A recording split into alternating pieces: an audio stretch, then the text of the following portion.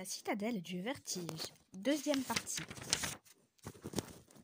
Vue d'en haut, la cathédrale ressemblait à un squelette d'une baleine échouée, il y a bien longtemps. Sur une grève où elle se serait lentement décomposée. Tels des côtés, ces architectes laiteuses, ces arches laiteuses, à moitié construites, étaient irisées par les premiers rayons de soleil. Quelques nuages blanchâtres achevaient de se disperser grâce à l'effort conjuré de la chaleur du matin et d'une brise légère. Depuis l'aube, une volée de pigeons fendait l'air, sans répit, en larges cercles réguliers. L'un des oiseaux, au plumage gris, prémassé de taches blanches, se détacha brusquement pour plonger. Au creux de la construction, louvoya à travers les obstacles, frôla les échafaudages, vira au dernier moment pour éviter une lourde madrier, puis ressortit telle une flèche pour reprendre de la hauteur. Un étrange sifflement vint alors couvrir celui du vent qui glissait le long de ses ailes. L'oiseau n'eut pas le temps d'en découvrir la source. Deux énormes cerfs lui transperçaient les plumes pour se renfermer impitoyablement sur son dos. Un cri de victoire poussé par le rapace.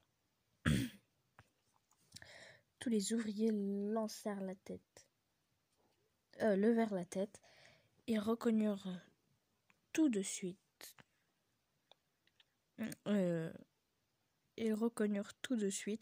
le faucon royal. Une murmure s'éleva aussitôt du chantier. « Le Seigneur est là !» Une longue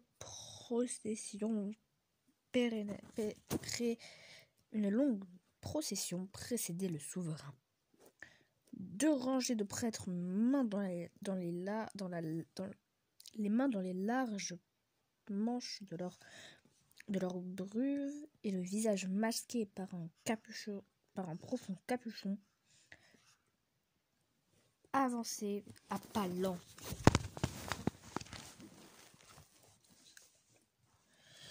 Les prêtres rouges, on les appelait ainsi à cause de leurs habits craminés,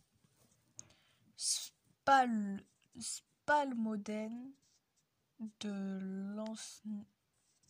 lancinantes litanies, renforçant ainsi l'impression solennelle de la vue du maître. Suivant une cinquantaine de gendarmes, avant-garde de toute une cour composée des différents prélats, nobles, jouvencels et jouvenceaux, le seigneur arrivait.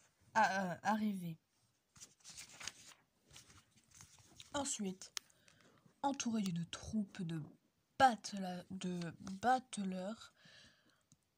danseuses, jongleurs, cracheurs de feu, tout ce joli monde évoluait, gesticulait, frétillait, ondulait entre les carreaux de pierre, les bardeaux de bois et autres matériaux du chantier. Les belles jeunes filles exécutèrent avec grâce des figures de danse compliquées. Au son d'une flûte aiglerette, tandis que des jongleurs en costume rayé s'entouraient de boules multicolores qui semblaient avoir leur vie propre. D'autres, acrobates, prataient en de folles cabrioles qu'un tambour rythmait de coups sourds. Jauchés par les plus hautes pierres, Des cracheurs de feu ponctuaient cette parade de longues langues de feu. Cela hypnotisait tous les ouvriers, brouillant par instant leur regard. Ils éprouvaient un mélange d'admiration et de crainte pour les hommes qui avaient domestiqué les flammes de l'enfer. Le Seigneur leva la main droite. Aussitôt tout se figea, et le silence s'établit. Sur son avant-bras gauche, le faucon était revenu prendre place. Les serres et le bec ensanglantés. Le visage noueux du Seigneur était celui d'un homme d'une quarantaine d'années. Une véritable puissance se dégageait de lui. Des cheveux foncés, drus et bouclés, tombant jusque sur ses épaules, lui donnaient un aspect sévère que venaient encore renforcer des yeux verts flamboyants et une barbe très courte, prémassée de poils blancs. Ce qui impressionnait le plus les villageois était que lui et sa cour ne vieillissaient jamais. Pendant des générations, il avait la même apparence, le même seigneur, le seigneur et les nobles semblaient immortels. L'Église appliquait qu'ils étaient les élus de Dieu. Ils avaient pour mission de veiller à la bonne marche de cette fabuleuse entreprise qu'était la construction de la cathédrale. Dieu leur avait donné une immortalité temporaire, le temps nécessaire à ce que l'homme rejoigne son Créateur. Maître Guérin s'approcha.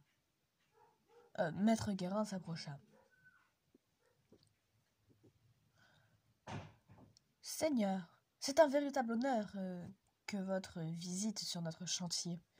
J'aime de temps à autre me rendre compte par moi-même de l'avancée des travaux. Je puis vous dire que les premiers jalons de nouvel étage sont bien en place. Tout se passe pour le mieux dans certains liteneaux en arc-boutant sont en place. Quant à cet étage, comme vous pouvez le constater, il est dans une voie d'achèvement. Nous serons bientôt prêts pour la montée d'étage. Les ouvriers s'affairent aux dernières finitions. Les maîtres viriers, ainsi que leurs compagnons, tiennent à apporter aux vitraux une touche toute spéciale. Comme pour renforcer cette affirmation, la lumière du matin troua violemment les vitraux, allumant les personnages, irisant les attitudes incendiantes des lettrages. Les lettrages incendiant les lettrages. Différentes taches de couleurs virent teinter l'immense parterre des carreaux blancs et noirs. L'impression de grandeur et de force se dégageait de cette nef, encore inhabitée. Elle était telle qu'elle imposa le respect à tous. Le Seigneur, la tête relevée, le visage auréolé de ses reflets lumineux, hocha doucement la tête. Par son travail et son amour des belles choses, l'homme a su maîtriser, canaliser les forces naturelles créées par Dieu. Vous tous ici, donnez votre maximum dans la construction de cette cathédrale. C'est par le labeur que vous marquez votre passage sur cette terre et montrez ainsi à Dieu votre volonté de vous rapprocher de lui. Suez, souffrez et priez. Telle doit être votre devise. Continuez le salut. Et au bout de ce chemin,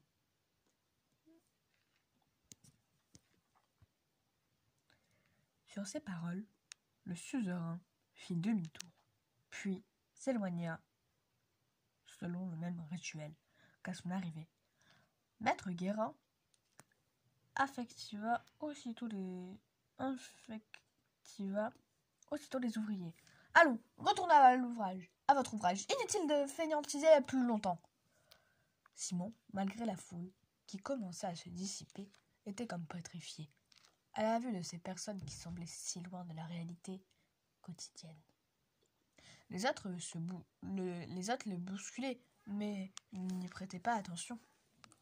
Son regard accrocha tout d'un coup sur une demoiselle habillée d'une magnifique robe de soie grise perle. Ses longs cheveux bruns, ramenés en arrière, tombaient en cascade sur son dos.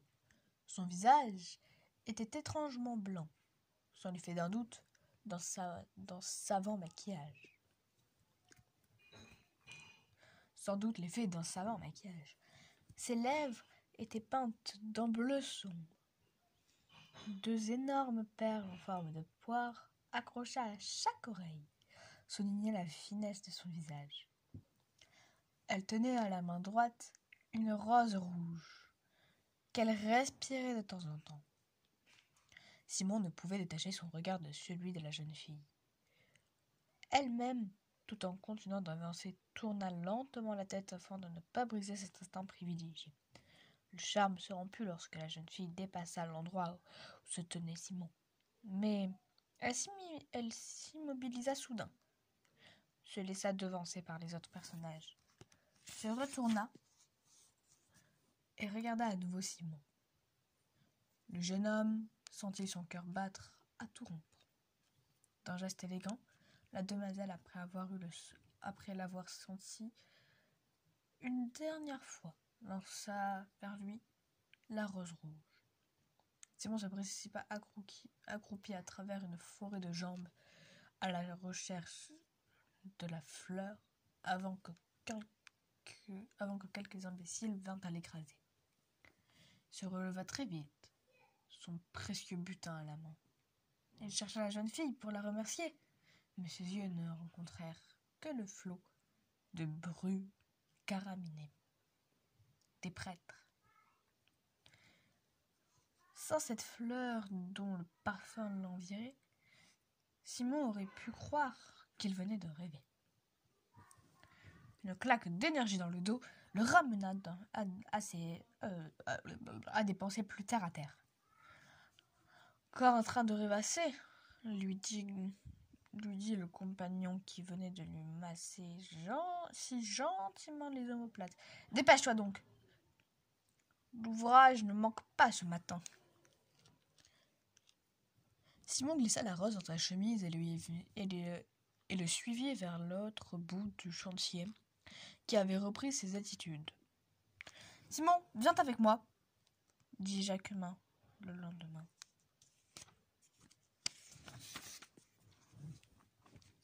Ensemble, ils se rendirent à l'endroit où entreposer les pierres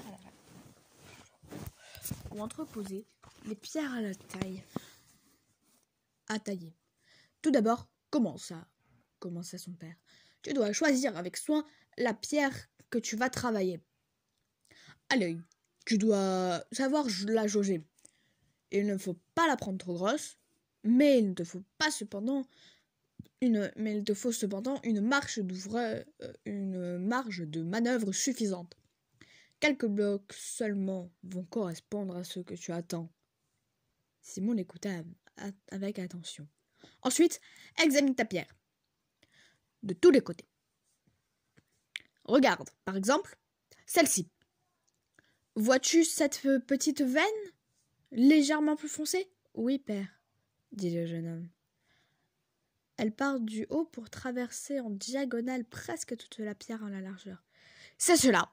Eh bien, dis-toi qu'au bout de quelques coups de maillet,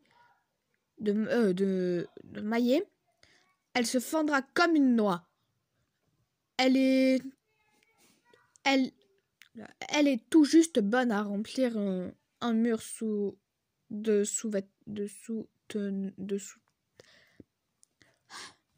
Elle est juste tout bonne à remplir un mur de soutènement.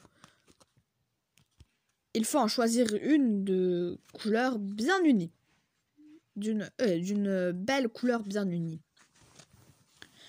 Marchant presque accroupis, ils se déplacèrent de pierre en pierre, jusqu'à ce qu'ils eussent trouvé celle qui convenait. Maintenant, intervient le toucher, continua le père. C'est une chose toute importante. Tu dois la conserrer, sentir son grain. C'est lui qui te dira si c'est vraiment la pierre que tu recherches. Il ne doit pas être trop gros ni trop fin. C'est juste ce qu'il faut pour que l'acier de ton ciseau morde le plus franchement possible. Jacquemin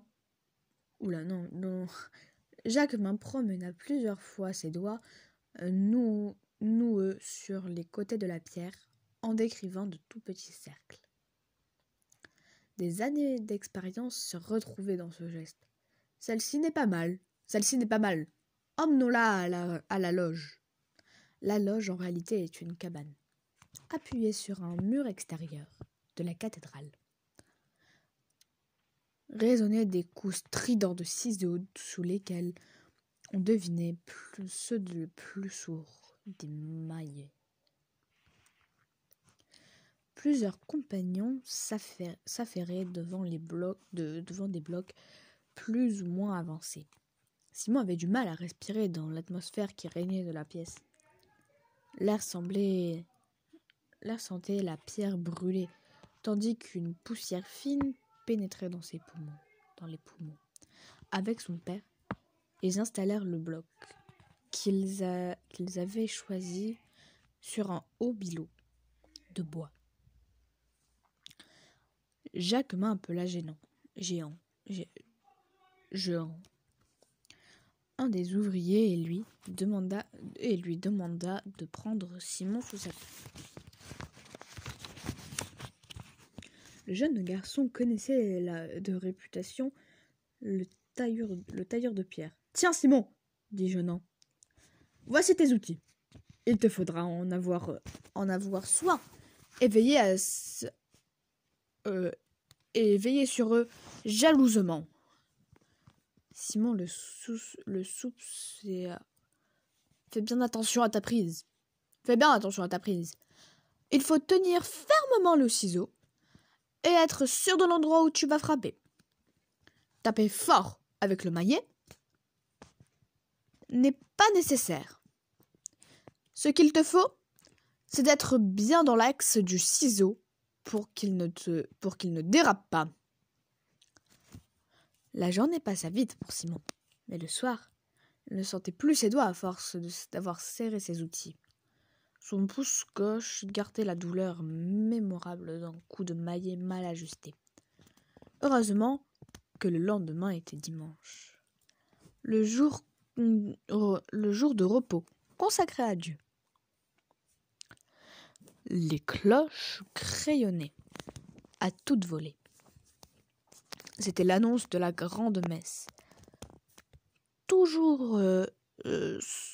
sans exception, devaient s'y rendre. « Simon, dépêche-toi, nous allons être en retard, » dit sa mère. « Voilà, j'arrive. » Pour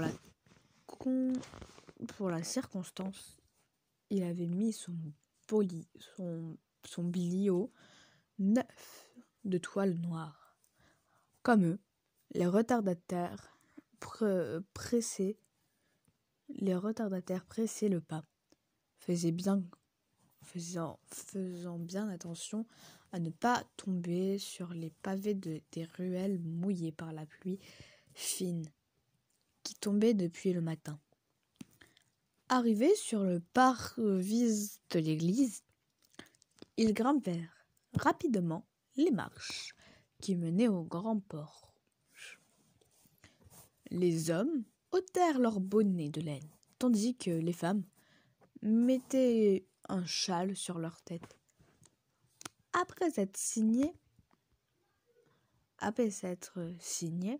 les habitants du village avancèrent par la grande allée, le plus près possible de l'autel. Les hommes se rangèrent sur les bancs de droite, tandis que les femmes faisaient de même à gauche de l'allée. Déjà le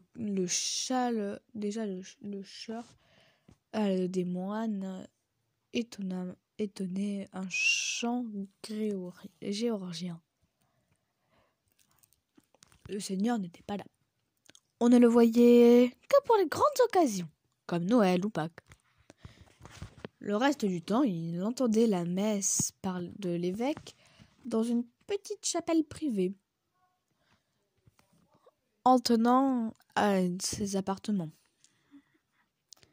Simon, tout en suivant avec application le déroulement de la cérémonie, essayait d'apercevoir de l'autre côté de l'allée Berthade, qui devait être près de sa mère. Ce ne fut qu'au moment de la communication qu'il put enfin l'entrevoir.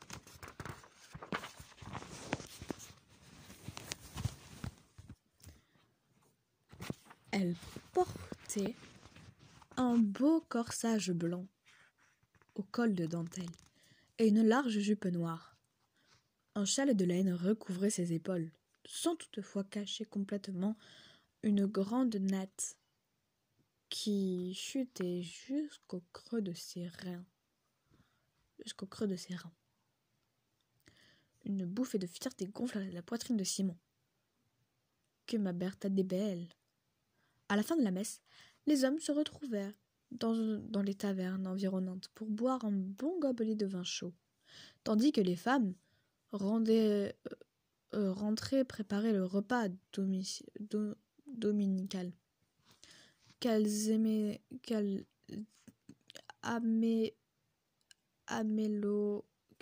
amélioraient de l'ordinaire par des beignets aux pommes ou du pain d'épices. Simon, Vincent et Pierre accompagnaient chez elle Berthade et 2 de ses amies, Mariette et Guénevière. Ce n'était pas d'un très bon œil que les mères voyaient tourner ces jeunes gens autour de leur fille. « Qu'est-ce que vous faites cet après-midi » demanda Vincent. « Nous allons toutes les 3 chez Berthode. Filez la laine, dit Mariette. Demandez à Thomas si vous pouviez venir chez lui, dit Guénevière. Nos parents n'en sauront rien si nous serons tous ensemble toute l'après-midi. Simon appela Berthade au moment où les jeunes gens allaient se séparer. La jeune fille s'approcha du garçon.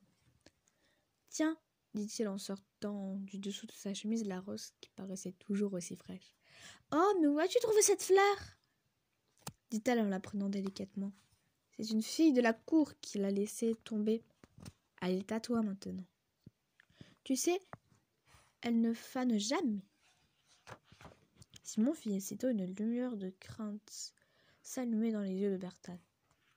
Elle qui lui marmonna un vague merci en tremblant. Elle partit en courant, laissant le jeune homme dans l'expectative. Avec les vieux, assis près de la cheminée, où un bon feu brûlait. Les autres autour de la grande table de la pièce semblaient bien pleines. Les Berthode n'avaient pas été dupes. La visite inopinée des 3 garçons à leur fille, de 3 garçons à leur fils Thomas. Mais le père Berthode, le menuisier du village, était bon enfant, et ses manières n'étaient pas sans lui rappeler la façon dont il avait courtisé son épouse.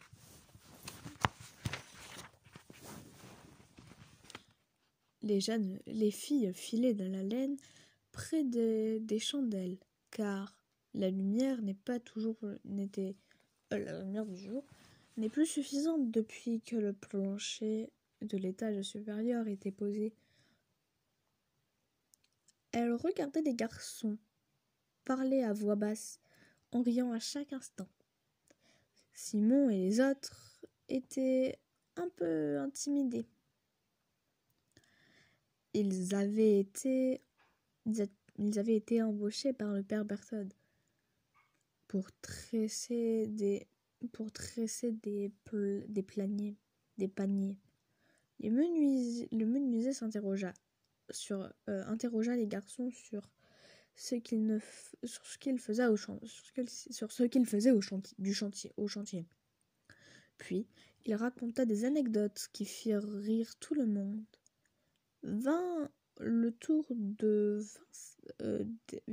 vieux de narrer leurs souvenirs, de conter des légendes. On raconte, dit l'un d'eux, qu'un jour, il y avait bien des années de cela, un homme avait décidé de retourner sur la terre. Tout le monde l'avait bien prévenu que là-bas, là où les hommes ne sont plus, le diable et ses démons prenaient place. Aucun avertissement n'y fut. Sa décision était prise. Il descendrait, il prit une dizaine de torches, de la nourriture pour plusieurs dizaines de jours, embrassa sa famille et partit. Nul ne le revit jamais. Mais on prétend que quelquefois on aperçoit tout en haut de la cathédrale un beau pigeon blanc. C'est l'âme de ce malheureux qui n'a pas pu trouver le chemin de Dieu, qui tourne sans fin en espérant être sauvé le jour où les hommes rejoindront la lumière. Mais alors, demanda Simon, pourquoi placerons-nous les morts dans les étages inférieurs? La question du jeune homme sembla surprendre les autres gens qui baissèrent la tête dans un silence gêné. Le vieux Renaud, un des plus âgés de la communauté, le regarda de ses petits yeux toujours alertes. « Mon garçon, ta question est pertinente et imprégnante à la fois. Je ne voudrais tout de même pas jeter les vieux dans le vide. En ayant reçu les saints sacrements, les âmes des morts rejoindront Dieu. C'est seulement l'enveloppe charnelle que nous abandonnons au diable. Chose qui ne l'intéresse pas du tout. C'est de l'esprit dont il veut s'emparer. Et puis, si cela peut te rassurer,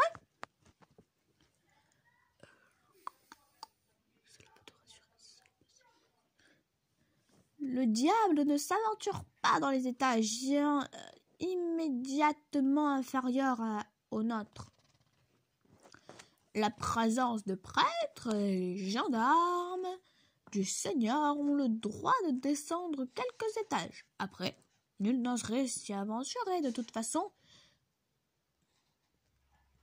il n'y a que les servites qui le peuvent. La conversation glissa sur d'autres sujets moins épineux. On n'aimait guère parler de ces choses-là, qui restaient d'ailleurs bien mystérieuses pour la plupart des gens, quand les filles eurent filé toute la laine qu'elles avaient apportée. Les jeunes prirent congé pour s'en retourner chez eux. « Qu'est-ce qui t'a pris tout à l'heure » demanda Berthold à Simon. « Pourquoi est-ce que tu poses ce genre de questions ? Tu vas finir par te mettre mal avec les gens.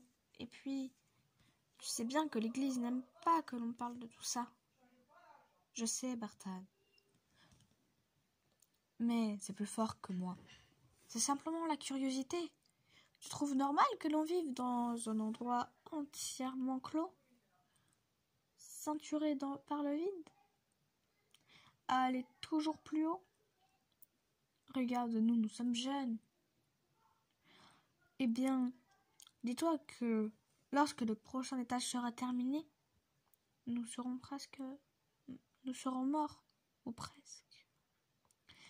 Vivre là ou ailleurs, quelle différence? Nous mourrons un jour de toute façon. Tu as peut-être raison, mais c'est l'espace qui me manque le plus. La cathédrale est gigantesque. Nous ne sommes pas à l'étroit.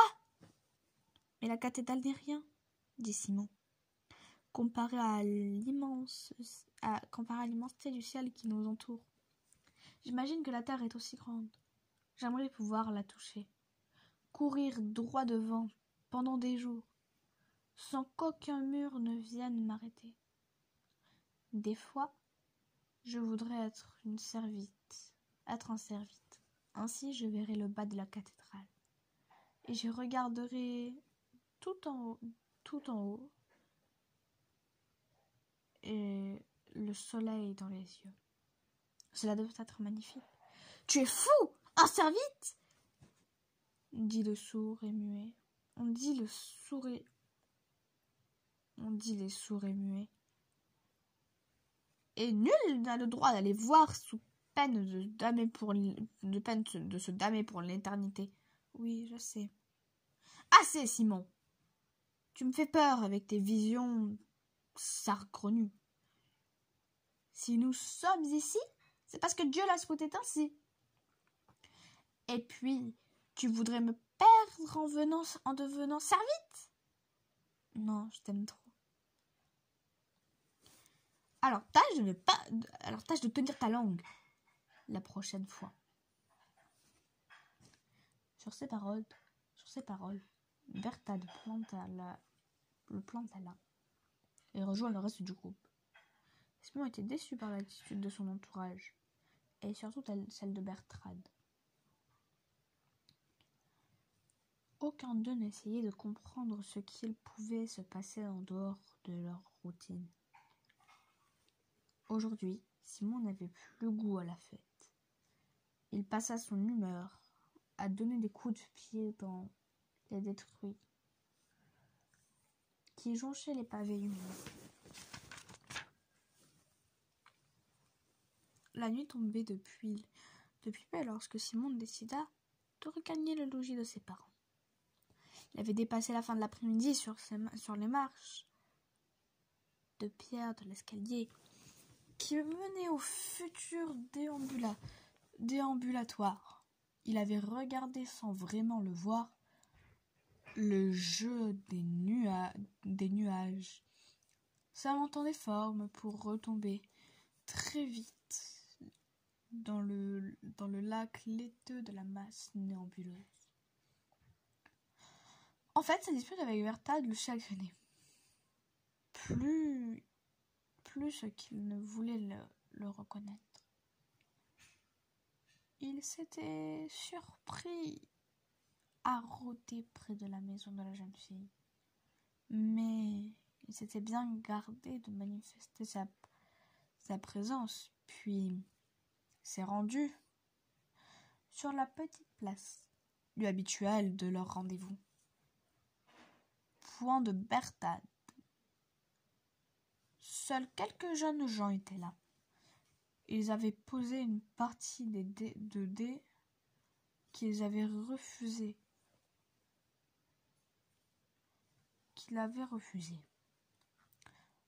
Le cœur n'y était pas.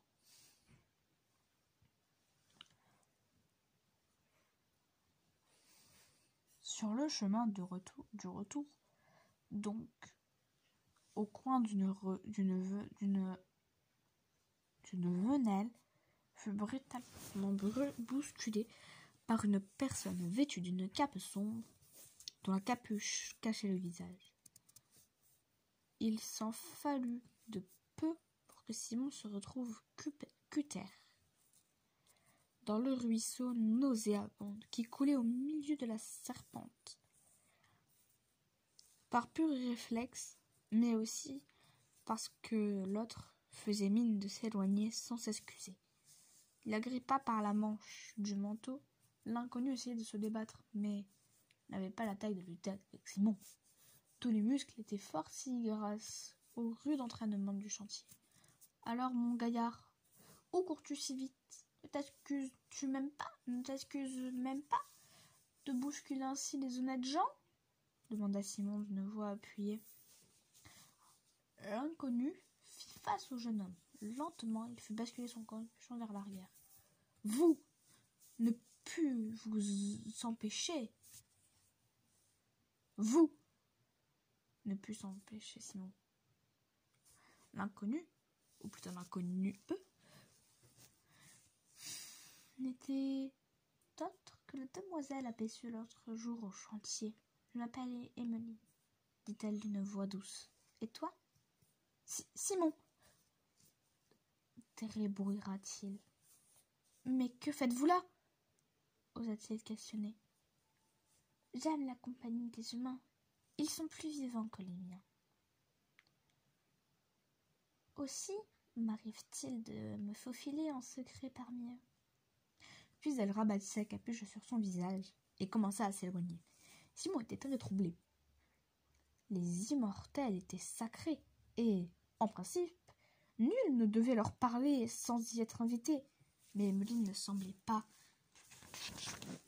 s'en offusquer. Il ne put s'en empêcher. Il ne put s'empêcher de poser la question qui le tracassait tant. « Pourquoi m'avez-vous regardé l'autre jour sur le chantier ?» dit-il en entendant la voix. « Parce que Jeanne Jouvenceau, j'aime qu'on me trouve belle, répondit-elle. Au fait, as-tu encore ma rose éternelle? Demanda-t-elle soudain d'un air malicieux. Oh oui, s'empressa-t-elle d'assurer Simon.